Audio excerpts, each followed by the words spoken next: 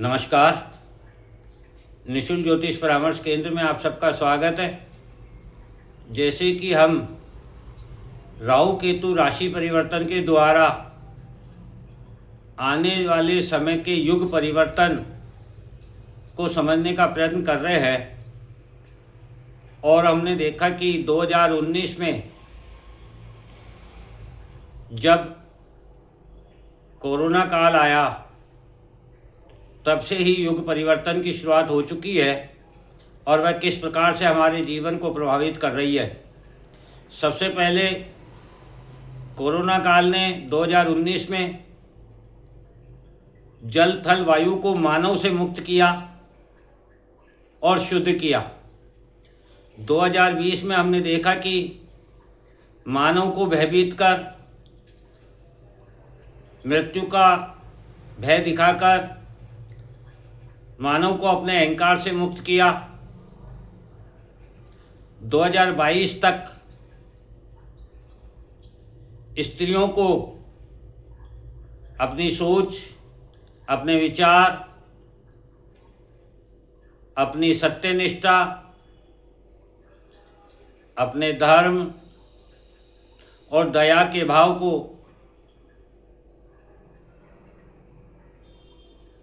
प्रोत्साहित किया और सामंजस्य स्थापित करने का एक अवसर प्रदान किया।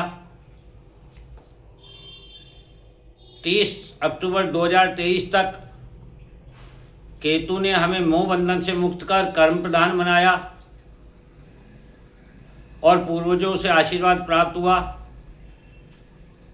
18 मई 2025 तक केतु ने हमें स्वयं पर ध्यान देने, स्वयं के मुक्ति मार्ग को प्रशस्त करने के लिए प्रेरित किया। 5 दिसंबर 2026 तक केतु हमें अपनी अधिकार वाली भावनाओं से मुक्त किया या करेंगे। ये भविष्य की भविष्यवाणी है, क्योंकि ये भविष्य का समय है। अभी दिसंबर 2025 शुरू हुआ है, पूरा 1 साल है। हम दे पाएंगे अपने व्यक्तित्व में कि हमारी जो अधिकार वाली भावनाएं हैं उससे ब्रह्मांड केतु ग्रह हमें मुक्त करेंगे और जो हम संतान और प्रेम प्यार के वशीभूत होकर किसी भी प्रकार का अधर्म या अपराध करते हैं उससे भी मुक्त करके संतान को अमृत किस प्रकार प्राप्त हो इसकी शिक्षा प्रदान करेंगे, अर्थात संतान और प्रेम प्यार के मोह बंधन से मुक्त करेंगे। 23 जून 2028 तक केतु स्पेस और संचार व्यवस्था से एवं परिवार संग्रहण संस्कार से हमें मुक्त करेंगे। मानव किसी का साथ चाहेगा, साथ ढूंढेगा, उसे सदा अकेलापन महसूस होगा। 23 जून 2028 को जब राहु केतु राशि परिवर्तन करेंगे तो इसका प्रभाव हमें 11 जनवरी 2030 तक देखने को प्राप्त होगा। 2028 में राशि परिवर्तन के समय शुक्ल पक्ष की द्वितीया होगी, शूद्र वर्ण होगा और देवगण होगा। शूद्र वर्ण हमें बताता है कि जो श्रमिक होते हैं, जो उत्पादक होते हैं, जो प्रकृति से प्राप्त संसाधनों का मानव के लिए उपयोगी बनाने का कार्य करते हैं और समाज की बुराई को दूर करने का कार्य करते हैं। अतः यह वर्ष समाज की बुराई को दूर करने का होगा, हमारे मन की बुराइयों को दूर करने का होगा और देवगण प्रकृति के संसाधनों को, पृथ्वी को देने वाले देवता को देवगण कहते हैं। जैसे जल, वायु, अग्नि, ये सभी देव हैं। जिस समय राहु केतु का राशि परिवर्तन हो रहा है उस समय मीन लग्न बनेगा।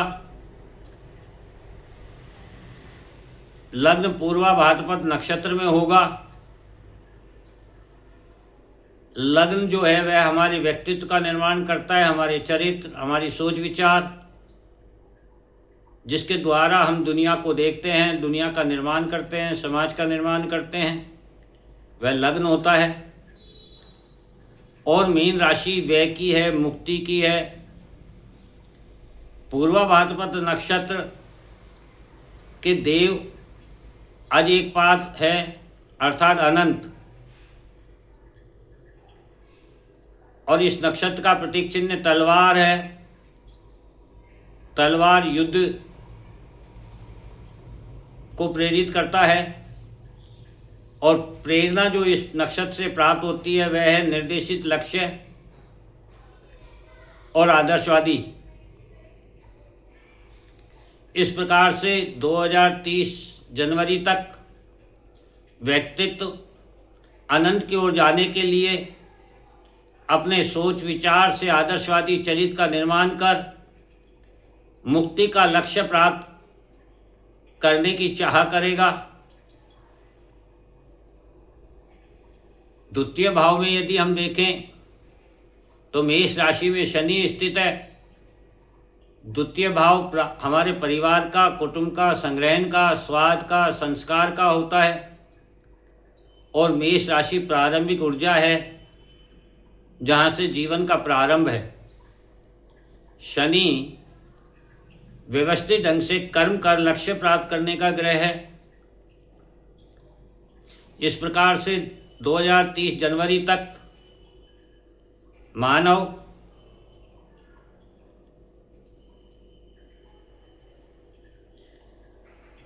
अपने लक्ष्य को प्राप्त करने के लिए व्यवस्थित ढंग से कर्म करेगा, सेवा भाव से कर्म करेगा,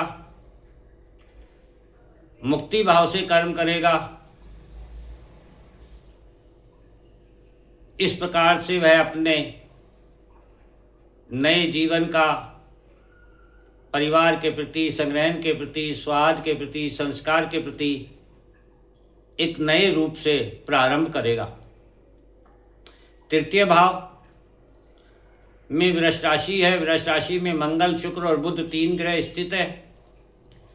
तृतीय भाव हमारे पराक्रम का है और वृष राशि भक्ति की है। मंगल ऊर्जा का ग्रह है, बुध आकर्षण का ग्रह है और शुक्र प्रेरणा शक्ति का ग्रह है।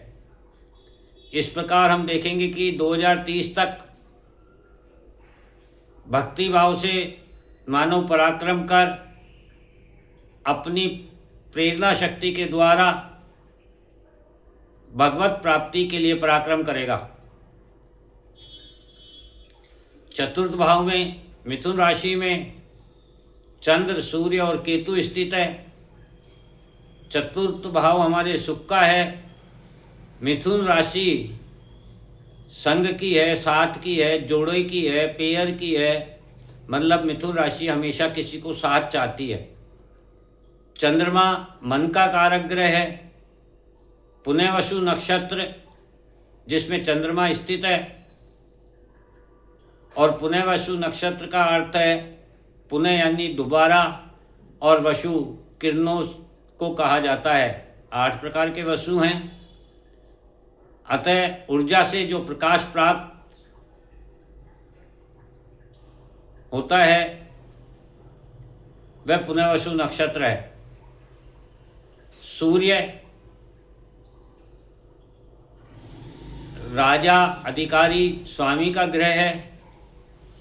आद्रा नक्षत्र में है सूर्य। आद्रा नक्षत्र के स्वामी राहु है। आद्रा नक्षत्र अर्थात गीलापन, अर्थात शिव के आंसू, और शिव विनाश के देव हैं। तो विनाश के देव भगवान शिव के यदि आंखों में आंसू हो इसका मतलब विनाश कुछ ज़्यादा बड़ा होने वाला है, असहनीय होने वाला है। और केतु तो स्वयं विच्छेद और मुक्ति के कारक ग्रह हैं। अतः जनवरी 2030 तक केतु ऊर्जा की किरणों से प्रकाश प्राप्त कर मन का सुख जो वह चाहता है संग साथ में प्राप्त करता है, ऐसे संग साथ से मुक्त करेगा। जो सुख प्राप्त कर हम अधिकार जताते हैं उस अधिकारों से भी मुक्त करेगा। इसलिए ये समय सत्ता के लिए संकट का समय होगा। छठा भाव सिंह राशि में गुरु स्थित है। सिंह राशि आत्मविश्वास की राशि है। छठा भाव ऋण रोग शत्रु का है। गुरु ग्रह धर्म ज्ञान में वृद्धि के कारक ग्रह हैं। अतः जनवरी 2030 तक मानव अपने आत्मविश्वास के साथ धर्म ज्ञान के मार्ग के द्वारा ऋण रोग शत्रु से मुक्त होने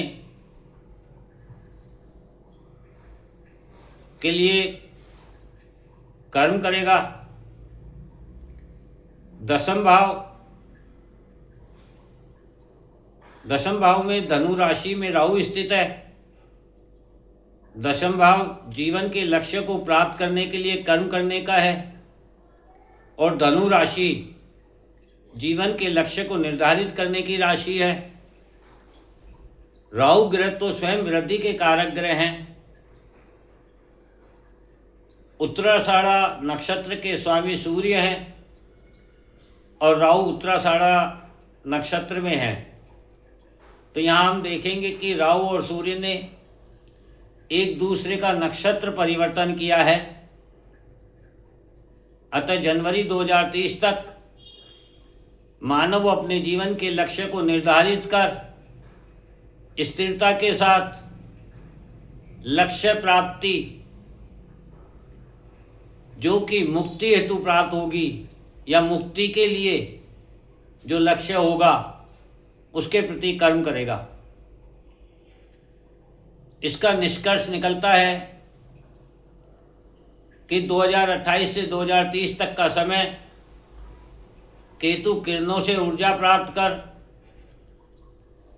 संग साथ सुख सत्ता अधिकार से मुक्त कर अनंत की ओर जाने के लिए आदर्शवादी चरित्र का निर्माण कर भक्ति मार्ग के द्वारा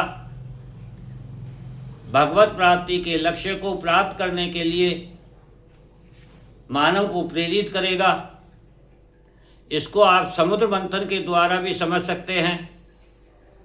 समुद्र मंथन के द्वारा प्राप्त अमृत को पाने के लिए स्वरभानु नाम के राक्षस ने अपना लक्ष्य अमृत प्राप्ति का निर्धारित कर राक्षस कुल और अपनी प्रवृत्ति सभी का त्याग किया।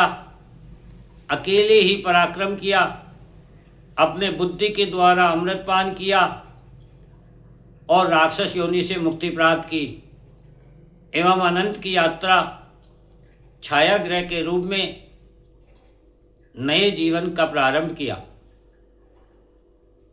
यही समय हमें यही बताता है कि यह नई शुरुआत का समय है जिसमें मानव का व्यक्तित्व, पहचान, अस्तित्व सब कुछ खो जाएगा।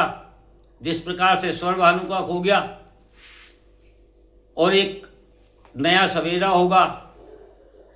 मानव स्वयं को अकेला अनजान जगह अनजान लोगों के बीच महसूस करेगा और स्वयं के मुक्ति के मार्ग का लक्ष्य निर्धारित कर लक्ष्य प्राप्ति के लिए कर्म करेगा। इस प्रकार से जनवरी 2030 तक राहु केतु से जो हमें परिणाम प्राप्त होंगे उसके विषय में हमने जानने का प्रयत्न किया। आने वाले समय में आप स्वयं इन घटनाओं को घटते हुए देखेंगे और पहले से घटने वाली घटनाओं का अध्ययन इसीलिए किया जाता है कि मानव कुछ सीख कर के ही आगे बढ़ता है और तभी वह सफलता प्राप्त करता है। तो हमारे इस अध्ययन का कारण भी यही है कि आने वाले समय के लिए हम स्वयं को तैयार करें और घटने वाली घटनाओं से शुभ फल प्राप्त करें, ना कि बुरे रूप से प्रभावित हों, उससे बचा जा सके। इसीलिए ये अध्ययन किया जाता है भविष्य का, और इसी को ज्योतिष कहते हैं। इसके बाद हम देखेंगे कि जनवरी 2030 में राहु केतु पुनः राशि परिवर्तन करेंगे और फिर वे कैसा प्रभाव देंगे, इसका अध्ययन अगले एपिसोड में करेंगे। जय हिंद, जय भारत।